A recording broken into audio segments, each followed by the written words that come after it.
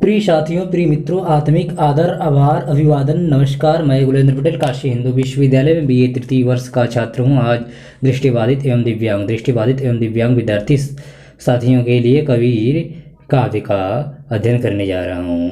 यह हमारा 10वां वीडियो है। इससे पहले हम लोगों ने कबीर का विस्तृत अध्ययन किया था। यहाँ पर केवल हम लोग संदर्भ सहित व्याख्या करते हुए पिछली वीडियो में जो निष्कर्ष छूट गया था उसी को देखेंगे। ठीक, चलिए कुछ पद कबीर का लेकर हम लोग समझेंगे। ठीक, तो आपने कबीर काव्य का अब तक जो अध्ययन किया उससे उनके काव्य की विशेषताओं को भली भांति समझ गए होंगे। कबीर काव्य के उपर्युक्त विवेचन के साथ हमने कबीर की रचनाओं के कुछ उदाहरण भी वाचन के लिए दिए हैं। इन रचनाओं में प्रयुक्त कठिन शब्दों के अर्थ भी साथ ही दे दिए गए हैं। फिर भी कुछ रचनाओं को समझने में कठिनाई आ सकती है। आप ध्यान से दोबारा इकाई को पढ़िए ये और वीडियो को दोबारा देखिए, आपको कबीर की रचनाओं को समझने में काफ़ी मदद मिलेगी। हम यहाँ कबीर के एक पद और एक साखी की संदर्भ सहित व्याख्या प्रस्तुत कर रहे हैं। आप उन्हें ध्यान से पढ़िए और अन्य पदों और साखियों की व्याख्या स्वयं करने का प्रयास कीजिए। चलिए पद देखिए। अवधूत मेरे मन मतिवारा, जनमनि उनमिनी चढ़ाय मगन रस पीथय, त्रिभुवन भया उजियारा, गुण करी ज्ञान ध्यान कर मुहुआ, बहुभाठी करी भारा, सुषमन नारी सहजी, समानी पीजय पिय निहारा, दौड़ पूड़ जोड़ी चिगाई भाठी, चुप्पा महारस भारी, काम क्रोध दोई किया बती, वलिता छुटी गई संसारी, सुनि मंडल में मंदला बाजय, तहाँ मेरा मन नाचय, गुरु प्रसादी अमृत फल पाया, सहजी सुसमना काछय, कहे कबीर भव बंधन छूटे, जोतहि ज्योति समाना। कबीरदास का यह पद बताता है कि आंतरिक ज्ञान से ईश्वर की प्राप्ति का पूर्ण आनंद पाया जा सकता है। कबीर इसके लिए मदिरा मतलब शराब बनाने की विधि का रूपक इस्तेमाल करते हैं। हठ योग से संबंधित पारिभाषिक शब्दों का प्रयोग भी करते हैं। इस पद के अर्थ को समझने के लिए यह जरूरी है कि हम कबीर के मदिरा के रूपक को पहचानें। दूसरे, हठ योग से संबंधित पारिभाषिक शब्दों के अर्थ से भी परिचित हों। तीसरे, हमें यह भी जानना चाहिए कि आत्मा और परमात्मा के संबंध में कबीर दास के क्या विचार हैं। ठीक, व्याख्या के पूर्व संदर्भ लिखिए। संदर्भ में कवि का नाम, पुस्तक का नाम अगर मालूम हो तथा रचना के विषय का उल्लेख कीजिए। उपयुक्त पद का संदर्भ देखिए। उपयुक्त पद कबीर दास द्वारा रचित है। यह पद कबीर ने बताया है। इस पद में कबीर ने बताया है कि ज्ञान और ध्यान के द्वारा सहज रूप से भगवान का जो परिचय प्राप्त होता है वही सच्चा सुख है। आंतरिक ज्ञान से भगवान की प्राप्ति का आनंद मिलता है। संदर्भ के बाद पद की व्याख्या कीजिए। व्याख्या के लिए केवल शाब्दिक अर्थ पर्याप्त नहीं है। पूरे पद में निहित कवि के भावों को समझने का प्रयास कीजिए और उसी के अनुरूप व्याख्या कीजिए। ठीक, जैसे कबीरदास कहते हैं कि इस पद की व्याख्या में कबीरदास कहते हैं कि हे अवधूत, मेरा मन मतवाला हो गया है। मेरा मन परमात्मा की ओर उन्मुक्त होकर शून्य चक्र से प्राप्त आनंद का पान कर रहा है। मैं ऐसी मुक्त अवस्था में पहुंच गया हूँ कि सारी सृष्टि में प्रकाश व्याप्त हो गया है। मैंने इस मदिरा को बनाने के लिए ज्ञान रूपी गुड़ और ध्यान रूपी महुआ का प्रयोग किया है। संसार रूपी भट्टी में इन्हें गर्म कर मैंने इस आनंद की मदिरा चुआई है। सुषमना नाड़ी रूपी नारी सहज में समाकर इस रस को पिला रही है और पीने वाला मस्त होकर पी रहा है। दोनों लोग रूपी दो पुष्टों को जोड़कर यह महारस चुराया गया है। इस भट्ठी को जलाने के लिए काम और क्रोध रूपी पलीतों का प्रयोग किया गया है। इसे पीने से संसार के बंधन छूट जाते हैं। शून्य मंडल में मादल बज रहा है, अर्थात आत्मा आनंद का अनुभव कर रही है और मन मतवाला होकर नाच रहा है। गुरु के प्रसाद अर्थात उनकी कृपा से ही मैंने इस अमृत रूपी फल को प्राप्त किया है। मुझे सहज समाधि की अवस्था प्राप्त हो गई है, जिससे पूर्ण मिलता है। पूरे के मिलने से सुख उत्पन्न होता है और तपस्या अर्थात साधना का ताप दूर होता है। कबीर दास कहते हैं कि इससे भव बंधन छूट जाता है और आत्मा रूपी ज्योति परमात्मा रूपी ज्योति में लीन हो जाती है। पद के भावार्थ के बाद उस पद के काव्य सौंदर्य, भाषा अथवा कथ्य के बारे में उल्लेखनीय बात हो तो अवश्य लिखिए। इसे विशेष शीर्षक से लिख सकते हैं। आचार्य हजारी प्रसाद द्विवेदी के अनुसार इस पद में कबीर ने बताया है कि ज्ञान और ध्यान के द्वारा ही सहज भगवान का जो परिचय मिलता है वही वास्तविक सुख का कारण होता है। किच्छ तपों से केवल ताप ही बढ़ता है। अंतर के ज्ञान से ही भगवान प्राप्ति का परिपूर्ण आनंद मिलता है और परम ज्योति में आत्मज्योति मिल जाती है। अपने भगवान को समझने के लिए कबीर ने मदिरा बनाने के रूपक का प्रयोग किया। चूंकि इसमें रूपक के सभी अंगों का इस्तेमाल हुआ है, इसलिए इसे हम सांग रूपक कहेंगे। इस पद में हठ योग की साधना से संबंधित पारिभाषिक शब्द जैसे गगन, सुषमना नाड़ी, शून्य मंडल, सहज, अमृत आदि का इस्तेमाल किया गया है। इसके बाद हम निम्नलिखित साखी को संदर्भ सहित व्याख्या करेंगे। देखिए, जब मैं था तब हरि नहीं, अब हरि है मैं नाही, सब यधियारा मिट गया, जब दीपक देखा माही। संदर्भ: उपर्युक्त साखी कबीरदास द्वारा रचित है। इसमें कबीरदास ने आत्मज्ञान के बाद की स्थिति का वर्णन किया है। व्याख्या: कबीरदास कहते हैं कि जब तक मुझे अपनी स्वतंत्र सत्ता का बोध था, अर्थात जब तक मैं अपने को ईश्वर से अलग समझता था, तब तक वस्तुतः मैं ईश्वर को नहीं पहचान पाया। लेकिन अब जब मैंने अपने अंदर की ज्योति को अर्थात आत्मज्ञान के दर्शन कर लिए हैं, तब अज्ञात रूपी अंधकार भी समाप्त हो गया है। अब मेरे लिए सिर्फ ईश्वर ही सत्य है और मैं अपने आप को ईश्वर में लीन कर चुका हूँ। मेरी स्वतंत्र सत्ता समाप्त हो गई है। विशेष भी देख सकते हैं। कबीरदास का यह पद रहस्यवाद की उस स्थिति को व्यक्त करता है जब आत्मा परमात्मा से एकाकार हो जाती है और अपनी स्वतंत्र सत्ता के बोध को त्याग देती है। इस साखी में दोहा छंद का प्रयोग हुआ है।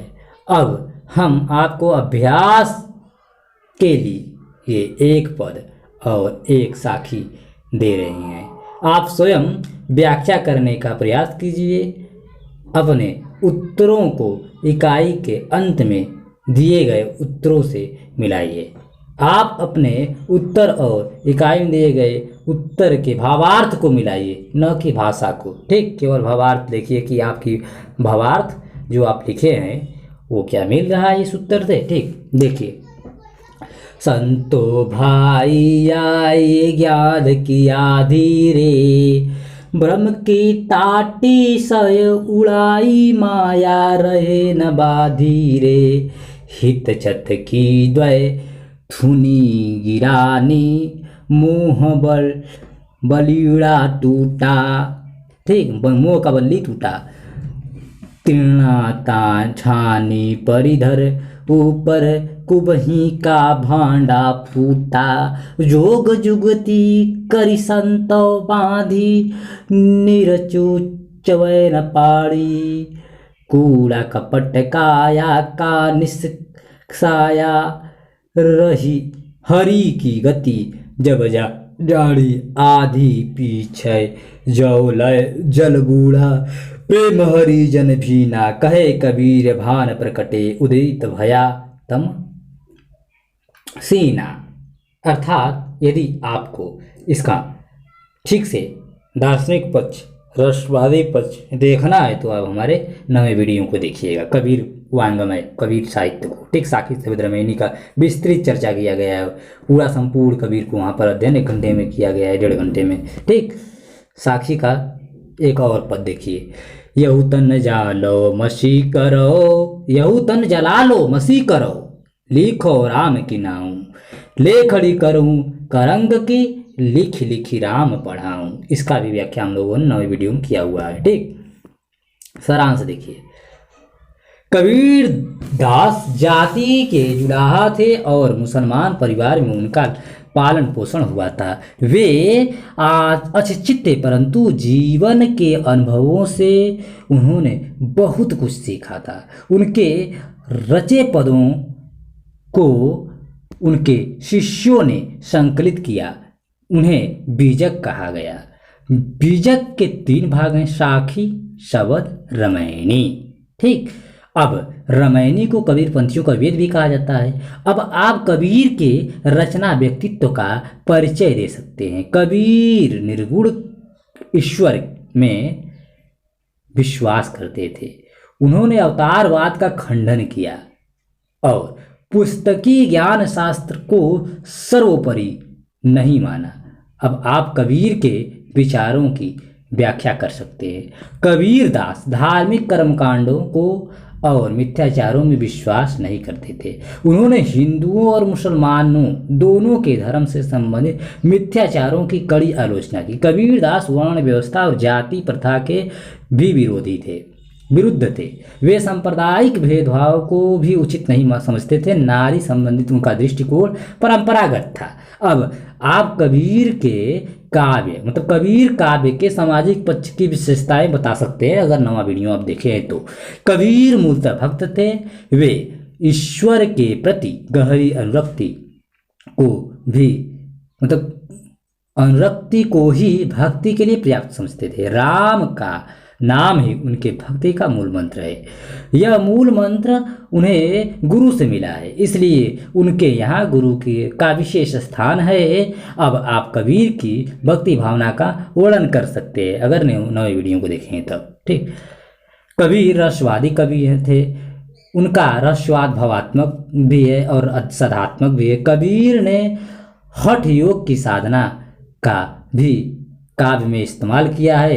अब आप कबीर के रसवाद की विशेषताएं बता सकते हैं नए वीडियो के आधार पर। ठीक, मतलब इसके पहले वाले वीडियो पर। ठीक, मतलब आप आई बटन में जाकर क्लिक कर देख सकते हैं कि इस वीडियो को। ठीक, कबीर का भाषा पर जबरदस्त अधिकार था। वे अपने भावों और विचारों के अनुकूल भाषा को ढाल लेते थे। अपनी भक्ति भावना के लिए वे रूपकों और प्रतीकों का भी प्रयोग करते थे। उनके काव्य में उलटबाजियां का भी प्रयोग हुआ है। कबीर ने केवल मुक्तकों की रचना की। अब आप कबीर के काव्य की भाषा और शैलीगत विशेषताएं भी बता सकते हैं। ठीक, कबीर महान समाज सुधारक थे, क्रांतिकारी दृष्टि के थे। ठीक, हिंदू मुस्लिम एकता के पक्षधर थे। सहृदय भक्त थे।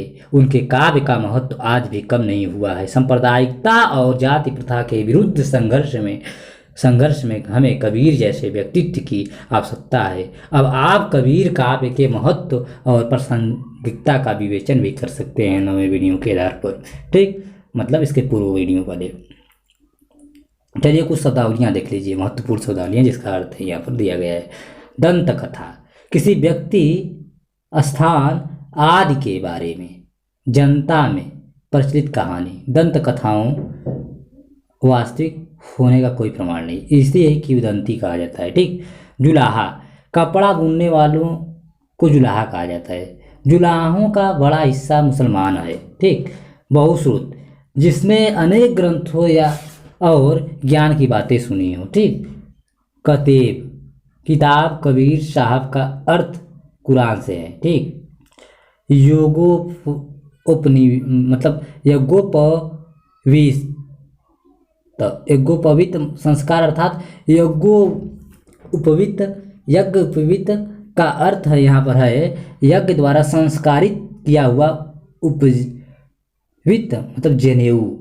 ठीक, यज्ञोपवीत संस्कार जनेऊ पहनाने के संस्कार को कहते हैं। ठीक, ब्राह्मण क्षत्रिय वैश्यों का यज्ञोपवीत संस्कार होने को द्विज अर्थात दूसरा जन्म होना कहते हैं। हिंदू शास्त्रों में क्षुद्रों को यज्ञोपवीत संस्कार का निषेध किया गया है। ठीक, पैगंबर, मनुष्यों के पास ईश्वर का संदेश पहुंचाने वाला ईश्वर का दूत।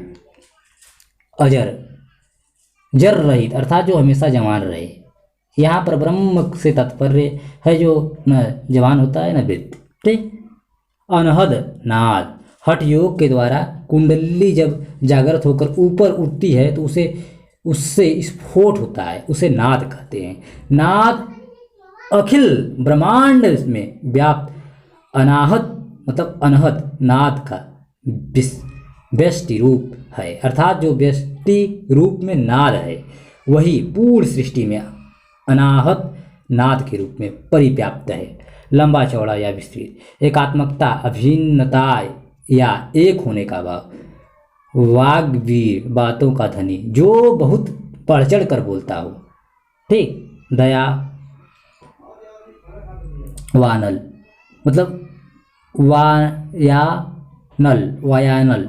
ठीक, वन की आग को जो बांसों की रगड़ आदि से अपने आप लग जाती है, उसे तेजी से फैल जाती है, उसे ही कहा जाता है। ठीक, कुछ उपयोगी पुस्तकें देख लीजिए, कबीर को समझने के लिए बहुत ही जरूरी महत्वपूर्ण पुस्तकें हैं।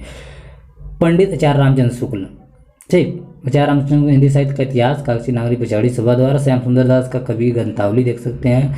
आचार्य हजारी प्रसाद द्विवेदी का कबीर पर एक पुस्तक है, राजकमल प्रकाशन नई दिल्ली से, उसको देख सकते हैं। ठीक, और आचार्य हजारी प्रसाद द्विवेदी का हम हिंदी साहित्य का उद्भव और विकास देख सकते हैं। ठीक, राजकमल प्रकाशन नई दिल्ली से है।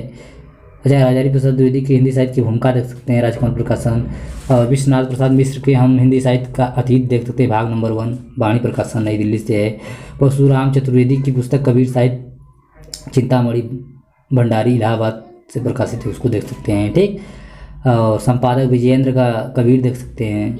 शिव कुमार मिश्र का हम भक्ति काव्य और लोक जीवन पीपुल्स सोसाइटी देख सकते हैं। ठीक,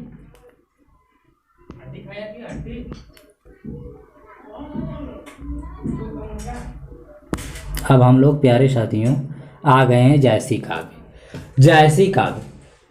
जायसी का काव्य, तो इस वीडियो को हम अलग बनाएंगे क्योंकि इसको भी पढ़ने में करीबन 1.5 घंटा लगेगा। पूरा लंबा विस्तृत विवरण है जायसी को समझने के लिए, तो आज यहीं पर रोक देते हैं। गर्मी भी ज़्यादा आज है, तो आप सभी साथी विनम्र साहित्यिक सहयोग सभी निवेदन है कि इस वीडियो को दृष्टिबाधित दिव्यांग साथियों को अवश्य शेयर कीजिएगा। बहुत बहुत आत्मिक धन्यवाद।